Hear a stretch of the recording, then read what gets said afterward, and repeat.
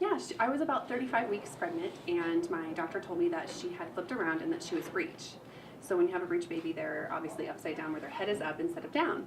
And so that presented two problems. One, I was either going to have a C-section, or they wanted to do an aversion, which is where they manually move your baby. But I was reading that that can cause preterm labor where babies get stressed out and you go into labor almost right after that. And we were only 34 weeks, so I panicked. Scott, a longtime chiropractic patient, began to do research and discovered that getting an adjustment just might do the trick. She called me and she was really like having a hard time and really being stressed out about the situation. Told her to come on in. We checked her out. We got her adjusted, and then she was all set up the next day. It's not like there's no stress here or anything. But the thing is, she came in and then we got her adjusted. The next day they did an ultrasound, perfect presentation, and she had a natural delivery. Although Scott was nervous for unborn Maylee, she wanted the opportunity to give birth naturally.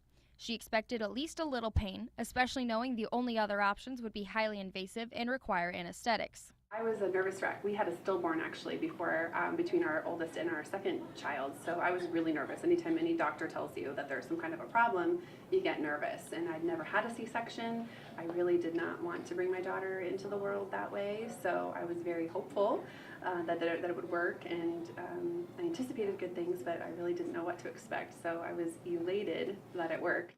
Luckily, the Webster technique is pain-free and something Dr. Michaud is familiar with.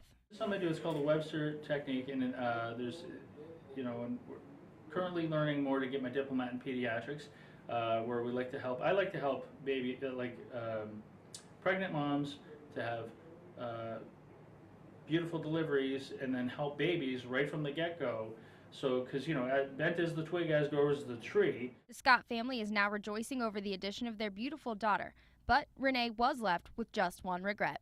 I wished I would have come in consistently. I tend to be a busy mom, and my needs sometimes kind of go behind my kids.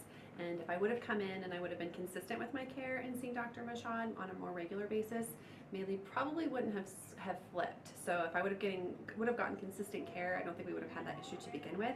Instead, I wait till there's a problem or there's pain and then come in. I got lucky this time, but I don't know that every mom would if she waited for something to present as an issue. So I definitely would suggest to other moms to be seen more on a consistent basis.